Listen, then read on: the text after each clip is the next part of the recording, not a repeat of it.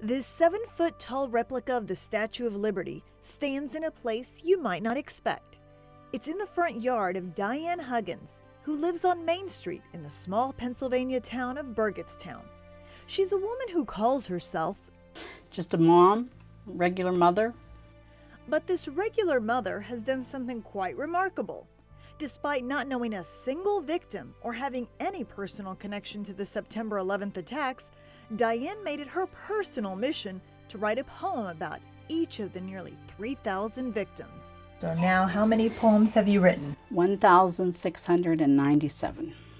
Diane was already raising 3 special needs children she adopted when a woman in the Netherlands contacted her.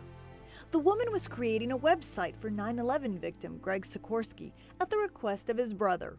She came across poems that Diane had written and posted on her personal website. The woman asked her to write a poem about Greg. You lost your life so suddenly when duty called to you, but we know you didn't die in vain. It was a job you loved to do. Soon after, more requests followed, and Diane made the decision to write a poem for every victim. It started out as healing, and then it was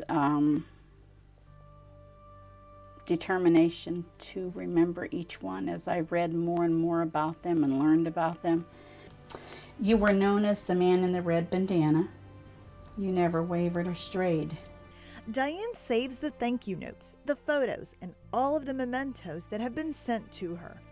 They're a part of her home and her heart. One of the victims' family members even gave Diane this flag, which flew at Ground Zero. Diane made a promise to that man that every 9/11 anniversary, she would fly that flag, barring rain. 10 years later, she's kept that promise. And I wish that our entire country would go back to those days after 9/11, where all our flags were out and everyone was kind and loving, because I think that's what we really need.